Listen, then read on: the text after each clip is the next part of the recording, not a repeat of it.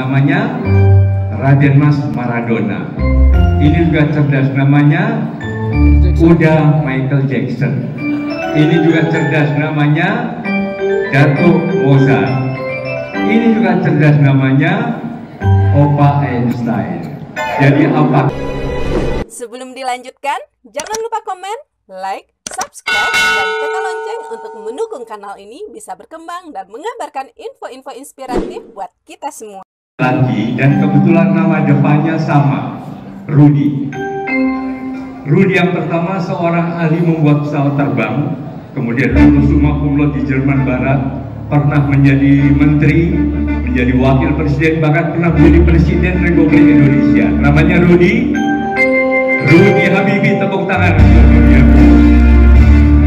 Rudy yang kedua dari kecil senang sekali bermain bulu tangkis, 7 kali berturut-turut menjadi juara All England. Namanya Rudy Hartono.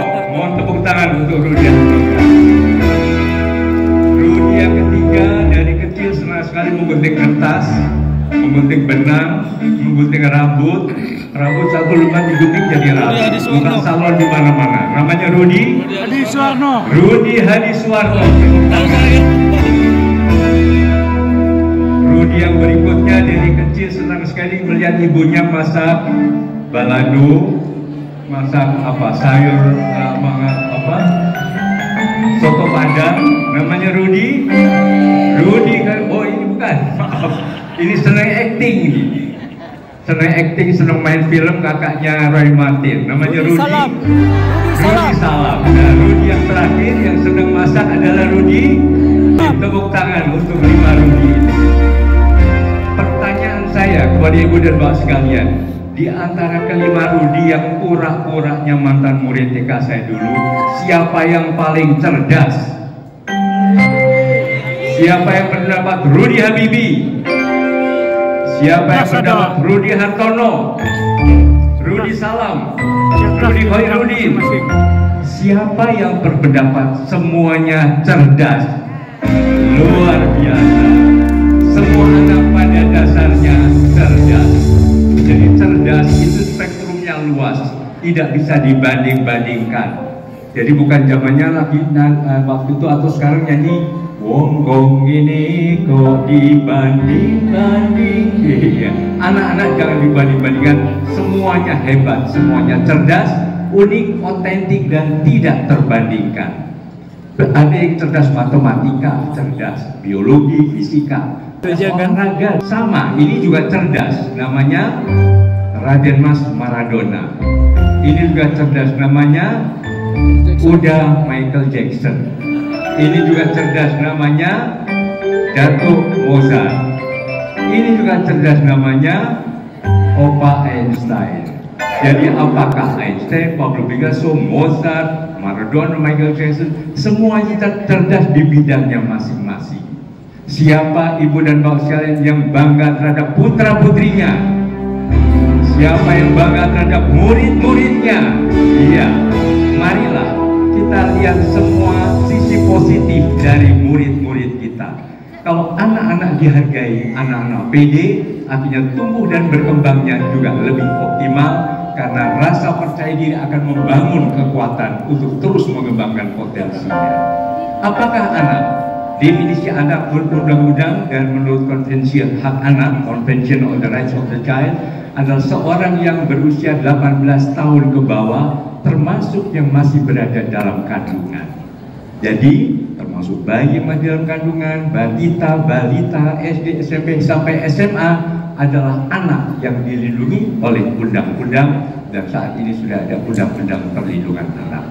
Ada 4 hak dasar anak. Pertama adalah hak hidup, untuk terus hidup. Kemudian kedua adalah hak tumbuh dan berkembang, termasuk bermain gembira, belajar dengan gembira, belajar dalam suasana yang menyenangkan, tidak perlu dengan ketegangan, stres atau kekerasan dan sebagainya. Lalu hak perlindungan dari berbagai tindak kekerasan, baik kekerasan fisik, kekerasan psikologis, dan kekerasan seksual. Dan terakhir adalah hak berpartisipasi atau hak didengar suaranya.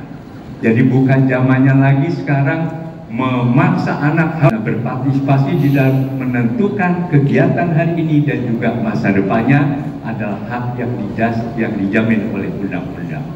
Semua anak pada dasarnya senang belajar. Dari kecil kan belajar tengkurap, belajar duduk, belajar berdiri, berbicara, bernyanyi, dan sebagainya. Senang bergerak, berteman, bersosialisasi, mungkin berpetualang, menghadapi berbagai tantangan, bermain gembira, dan juga semua anak kreatif, senang mencipta. Dunia anak adalah dunia bermain. Suasana bermain seperti ini akan merangsang berbagai aspek perkembangan mereka. Perkembangan psikomotorik, mereka lebih gesit, lebih lincah, sosial, mampu berteman, bersosialisasi, emosional, juga mengendalikan emosi secara lebih cerdas. Perkembangan moral, nilai-nilai agama, dan sebagainya itu diperkenalkan melalui dunia bermain, sekaligus juga merangsang kreativitas mereka. Semua anak sekali lagi senang belajar, tapi belajar yang efektif adalah belajar dalam suasana gembira. Siapa ibu dan bapak sekalian yang menciptakan sekolah yang ramah anak, yang membuat semua anak-anak belajar dengan gembira? Ya, siapa yang suka membentak murid-muridnya? Tidak. Siapa yang pernah memukul murid-muridnya? Tidak. Kita sudah terus kampanye stop kekerasan terhadap anak, sekarang juga dan untuk selamanya.